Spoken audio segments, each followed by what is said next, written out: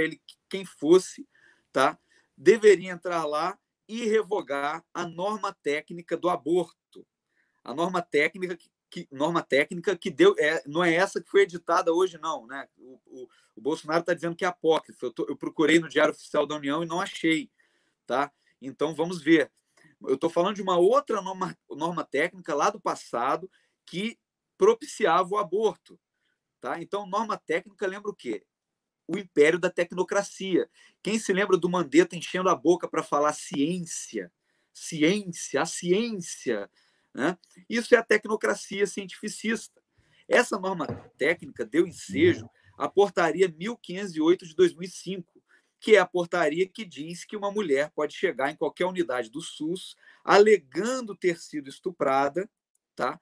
Sem boletim de ocorrência e sem exame de corpo de delito e fazer um aborto no SUS, tá? Sem que as autoridades competentes tenham notícia disso, sem que a polícia tenha notícia disso, sem que o Ministério Público tenha notícia disso. Tá? Tudo feito às ocultas, no ambiente médico. Tá? Então, será que a vida humana está valendo tão pouco assim? Né? E é preciso dizer também, quando essa portaria é mencionada, a norma técnica e a portaria do aborto, a 1508, é preciso mencionar também a lei do cavalo de Troia, a famigerada lei do cavalo de Troia, a 12845 de 2013, né, que coloca lá o conceito elástico de violência sexual como qualquer atividade sexual não consentida, tá? E que recomenda a chamada profilaxia da gravidez, né? Aspas, que é um eufemismo para pílula do dia seguinte. Então a mulher chega dizendo que sofreu, teve uma relação sexual não consentida, o que quer que seja isso, e ela receberá então uma pílula do dia seguinte, que é abortiva, todo mundo sabe, né? Então, não bastasse o ativismo judicial do STF, tá? Nós temos então agora um enclave abortista dentro do Ministério da Saúde, né? A OMS declarou, eu até escrevi um artigo sobre isso para o Brasil Sem Medo, declarou que clínica de aborto era atividade essencial. Quando nós imaginaríamos, tá, que o presidente, a gestão do Bolsonaro, o Ministério da Saúde do Bolsonaro, faria o mesmo, como faz essa norma técnica aqui. Essa norma técnica diz lá no ponto 2.9 que são serviços essenciais, tá? O abortamento seguro está lá no item 2.9 dessa norma técnica, que o Bolsonaro está dizendo aqui que é apócrifa, né? Eu espero mesmo que seja e confio nele. Né? Mas o que acontece é que nós temos os inimigos no judiciário, o STF vem caminhando para a legalização do aborto. O primeiro passo foi lá em 2008, com aquela ADIM da Lei de Biossegurança, que permitiu o descarte dos embriões gerados em clínicas de fertilização in vitro com pesquisas científicas, que eles poderiam ser usados em pesquisas científicas e, portanto, destruídos. Esse foi o primeiro passo. O segundo passo foi em 2012, com a DPF 54, que legalizou o aborto dos anencéfalos. O terceiro passo foi o habeas corpus do Barroso, que o Gilmar Mendes botou o dedo na cara dele e falou que ele tentou dar o golpe do aborto no Supremo. Né? É esse habeas corpus, uma quadrilha de aborteiros da Baixada, que o aborto deu errado lá na clínica clandestina, o corpo da mulher foi ocultado, esquartejado, incendiado, e a turma do STF soltou essa quadrilha de aborteiros. Tá? E o Barroso aproveitou, não era objeto do habeas corpus, o objeto do habeas corpus era a prisão dos criminosos. Não tinha nada a ver ali legalização do aborto, não recepção pela Constituição dos artigos que criminalizam o aborto no Código Penal. Não tinha nada a ver, e o Barroso inseriu isso no habeas corpus, esse foi o terceiro passo. E o quarto passo, que ainda não está concretizado, é a DPF 442, ajuizada pelo PSOL, que pede a legalização do aborto até o terceiro mês de gravidez. Né? Esse aí é o coração da besta. Nós temos que mirar a nossa artilharia nessa DPF, que esse é o coração da besta. Então, se não bastasse o ativismo judicial do STF, nós temos agora inimigos internos, como o Silvio falou, né, dentro do Ministério da Saúde. Da onde vem isso? Né? E a Fabiana disse, né?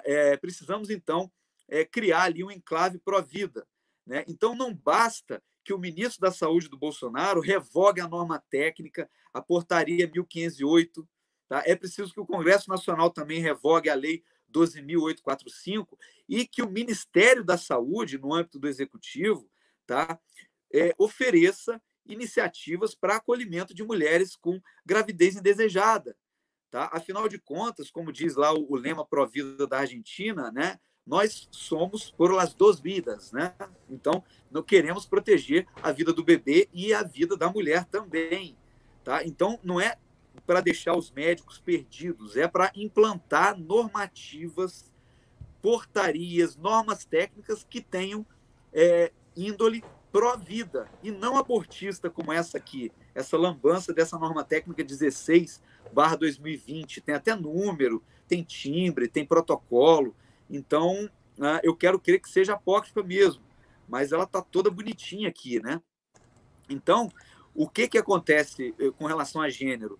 O CFM reduziu a idade mínima para tratamento com hormônio, para mudança de sexo, reduziu para 16 anos, e esse tratamento é feito no SUS. Para cirurgia são 18 anos.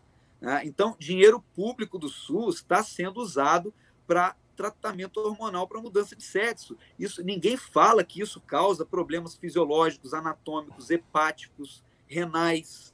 Tá? Então, psicológicos, aumenta a taxa de suicídio enormemente.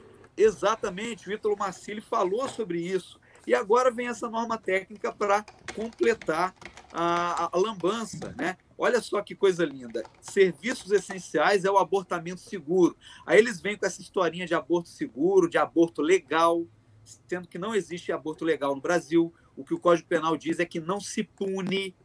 Tá? Tem penalista que vai dizer que aquilo ali exclui o crime, mas o fato é que não exclui o crime. Aquilo é uma escusa absolutória, porque a letra da lei é muito clara, não se pune.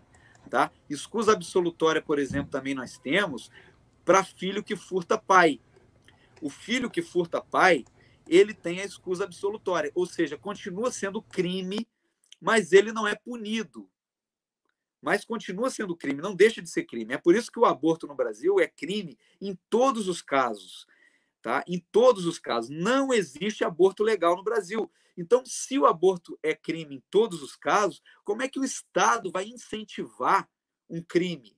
Como é que o Estado vai dizer que um crime é serviço essencial e que tem que haver condições seguras para a prática desse crime? Imagina agora o Ministério da Justiça. Tá? O Moro até era capaz de fazer isso, né?